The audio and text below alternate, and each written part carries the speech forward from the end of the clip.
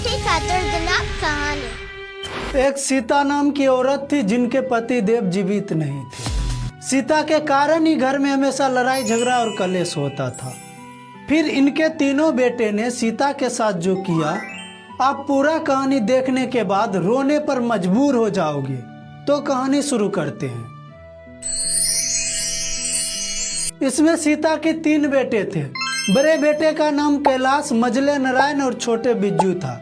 कैलाश की पत्नी राधा, नारायण की पत्नी भावरी और बिज्जू की पत्नी पुष्पा थी। घर में सब कुछ अच्छा चल रहा था। माँ जो थी अपने बड़े लड़के कैलाश के पास रहती थी, उन्हीं के पास खाना खाती थी। लेकिन ये बात कैलाश को अच्छा नहीं लगा। उसने सोचा कि माँ को सिर्फ मैं ही क्यों रखूं, नारायण बिज्जू क्यों ना रखे, वो भी तो माँ का बेटा है। ये सोच सोच कर कैलाश गुस्सा हो गया।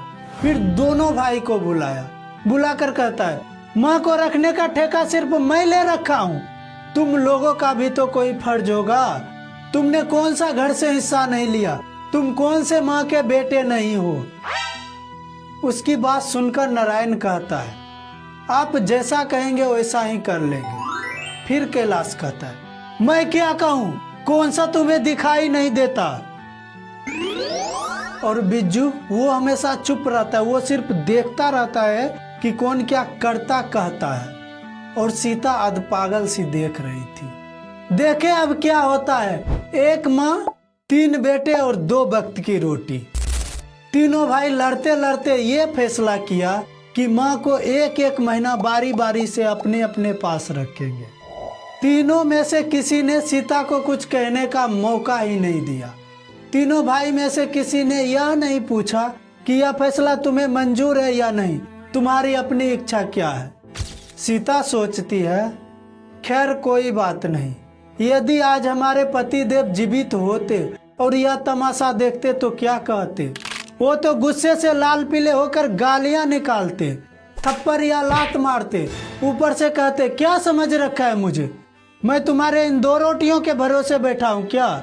अभी तो इतना क्षमता है कि तुम जैसे 20 भिखारियों को रोटी डाल सकता हूँ। पर सीता सोचती है कि पति देव के होते हुए कभी ऐसी बात उठी ही नहीं। उन्हें क्या खबर थी कि ये लोग 2 वक्त की रोटी के कारण ऐसा करेंगे। कुछ दिन बाद होली थी।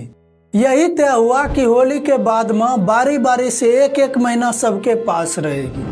होली के दिन भी सीता उदास थी और उस दिन कैलाश की पत्नी राधा ने दाल का हलवा बनाई थी। कैलाश के जो बच्चे थे उसको पता चल गया था कि दादी माँ कल से नारायण चाचा के हिस्से में खाया करेगी। तो बच्चे लोग जाकर कहने लगे, दादी माँ बाय। माँ कह रही थी कि कल से आप नारायण चाचा के हिस्से में खाया करेगी। सचमुच आप वही खाना खाएगी क्या। और शाम को जब सीता खाना खाने बैठी तब कैलाश की पत्नी राधा बोली, दाल का हलवा आप ही के लिए बनाया है, खूब पेट भर खाना। सीता सोचती है कि दाल का हलवा हो या रूखी रोटी, खाने के लिए बैठने के बाद तो पेट का गड्ढा भरना ही पड़ता है। रुचि हो तो 2 कौर ज्यादा, नहीं तो 4 कौर कम। आज के बाद यहाँ से मेरी रवानगी हो जाएगी। कल से नारायण के हिस्से में खाना पीना होगा। फिर यहाँ के पानी में भी साझा नहीं रहेगा। बच्चे के पास आना जाना भी बंद हो जाएगा। अब सीता एक के बाद दूसरे और दूसरे के बाद तीसरे के हिस्से में लुढ़कने लगी। कैलाश के हिस्से से नारायण के हिस्से में, नारायण के हिस्से से बिज्जू के हिस्से में। हिस्सा बदलते ही बच्चे हर्षित होकर उसके पास आते और कहते, दादी माँ कल से आप हमारे घर खाना खाएगी, हम साथ साथ ही खाएंगे एक ही थाली में, ठीक है ना दादी जी। सीता रोने लगती है कि ना समझ बच्चों को भी पता चल गया है कि मैं बारी बारी से खाना खाती हूँ। 1 महीने से 1 दिन भी अधिक नहीं रखता कोई बेटा। महीना होते ही बेटा कह देता है, महीना पूरा हो गया, चली जा यहाँ से। अब 2 महीनों के लिए आफत टली। शाम होते ही जब कभी बच्चे माई माई रोटी दे वाला खेल खेलते हैं, तब सीता को महसूस होता है कि यह कहानी आज भी सत्य है। 5-6 बच्चे में से एक जना भिखारिन बनकर बारी बारी से सभी बच्चे के पास जाता और एक ही बात कहता, माई माई रोटी दे। और उसे एक ही उत्तर मिलता, यह घर छोड़ दूसरे घर जा, यह घर छोड़ दूसरे घर जा। जब सीता यह खेल देखती है तो रोने लगती है और सोचती है बिल्कुल यही स्थिति आज मेरी है, मैं भी इस भिखारिन जैसी हूँ। महीना होते ही बेटा कह देता है कि माई यह घर छोड़ दूसरे घर जा, और मैं आगे वाले घर के लिए रवाना हो जाती हूँ। वहाँ भी महीना पूरा होते ही वही आदेश सुनाई देता है, माई यह घर छोड़ दूसरे घर जा। अब यह घर छोड़कर दूसरे घर और दूसरा घर छोड़कर आगे वाले घर जाते जाते 5 वर्ष बीत गए। ये 5 वर्ष भी सुख चैन से बिता हो ऐसा कहाँ। इन 5 वर्षों में 25 दफा झगड़े हुए। जब सीता बिज्जू के हिस्से में थी तब नारायण की पत्नी भावरी ने अपने लड़के के जन्मदिन पर कटोरी में डालकर रसमलाई भेजी थी। रसमलाई का एक ही टुकड़ा सीता लेके इतने में हल्ला सुनाई दिया। बिज्जू की पत्नी पुष्पा बोल रही थी, अरे अपनी अमीरी दिखाने के लिए रसमलाई भेजी है क्या? जब सास तुम्हारे हिस्से में थी तब तो रूखी रोटी खिलाई उन्हें। आज महारानी जी ने रसमलाई की गर्मी दिखाई है।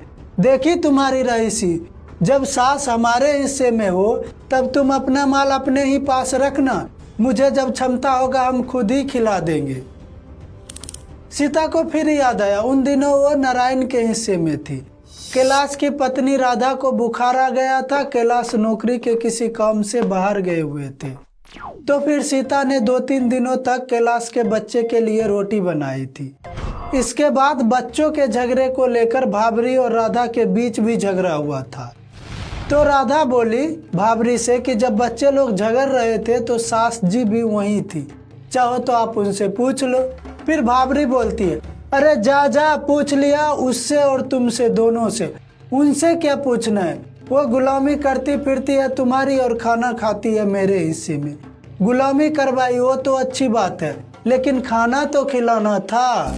सीता की आंखें भर आई, सोचने लगी कि इनके लड़ाई झगड़ों का कोई अंत नहीं है। ये हमेशा लड़ती है, लड़ाई है इनकी और कांटों में घसीटती है मुझे।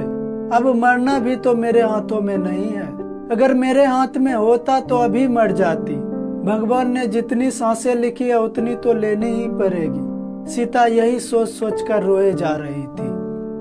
सीता को महसूस होने लगा कि कहने को तो यह घर है, यह घर गली के लोगों की नजरों में अच्छा खाता पीता घर है, लेकिन यह खाते पीते घर में ही खाने पीने को लेकर झगड़ा है। उन तीनों में से इतना कमजोर कौन है जो मुझे अपने पास नहीं रख सकता, मेरा खर्च नहीं उठा सकता? तीनों के पास किसी चीज की कोई कमी नहीं है। 5-7 व्यक्तियों के खाने के पीछे एक व्यक्ति का खाना तो ऐसे ही निकल आता है, लेकिन फिर भी ये लोग एक पेट के लिए इतने झंझट करते हैं। ये लोग सुबह शाम गाय कुत्ते को भी तो रोटी डालते हैं, फिर मेरी रोटी में ऐसा क्या है कि इन लोगों को हमेशा नए ढंग से सोचना पड़ता है। आज तो हद हुई। कैलाश ने नारायण और बिज्जू को बुलाकर कहा, यह बात अच्छी नहीं लगती कि माँ महीने भर इधर उधर लुढ़कती रहे।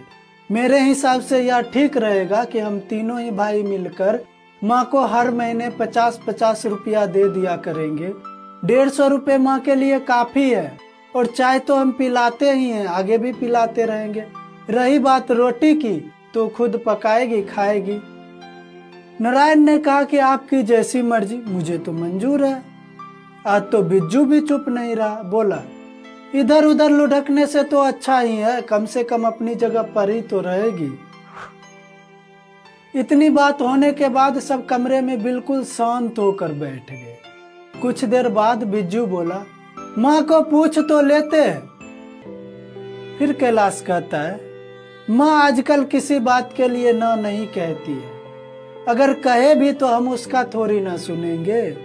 फैसला तो हम ही तीनों करेंगे, बस हमें ठीक लगना चाहिए। जब सीता ने यह सुना तब वह कुछ नहीं बोली, बारी बारी से तीनों बेटों की ओर निहारने लगी।